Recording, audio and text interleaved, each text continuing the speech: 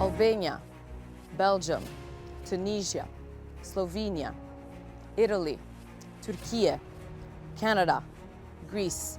These are just a few countries that were recently hit by natural disasters. And the European Union was by their side, providing vital support, sometimes just hours after disaster hit.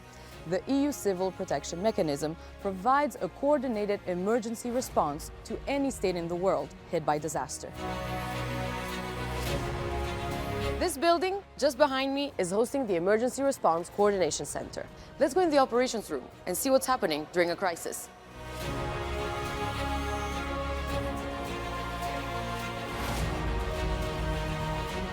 We are the operational heart of the Union Civil Protection Mechanism.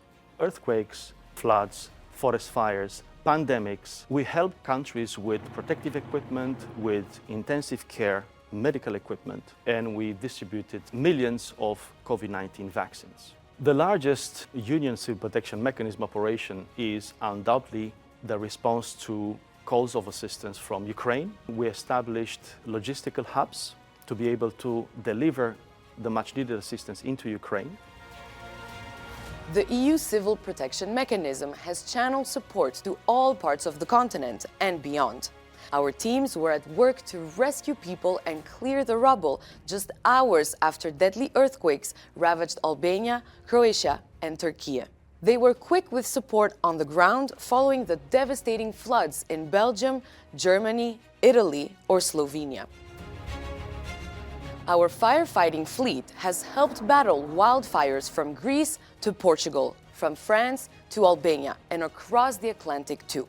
In a historic first, Canada turned to Europe for support when it was hit by the worst forest fires in recent times. And Europe answered the call. Hundreds of European firefighters combated the violent fires which ravaged Canada's forests. But the frequency and intensity of extreme weather events, as well as the pandemic, have shown that we need to step up our game. This is why we created Rescue EU, a common reserve of European resources. This includes a fleet of firefighting planes and helicopters, medical evacuation planes, and stockpiles of medical items. It is a real European safety net for emergencies. In the last 5 years, we bolstered supplies of vital equipment for handling chemical, biological, radiological, and nuclear incidents. Since 2020, we coordinated more than 230 humanitarian air bridge operations, responding to 12 crises worldwide, most recently the dire humanitarian situation in Gaza.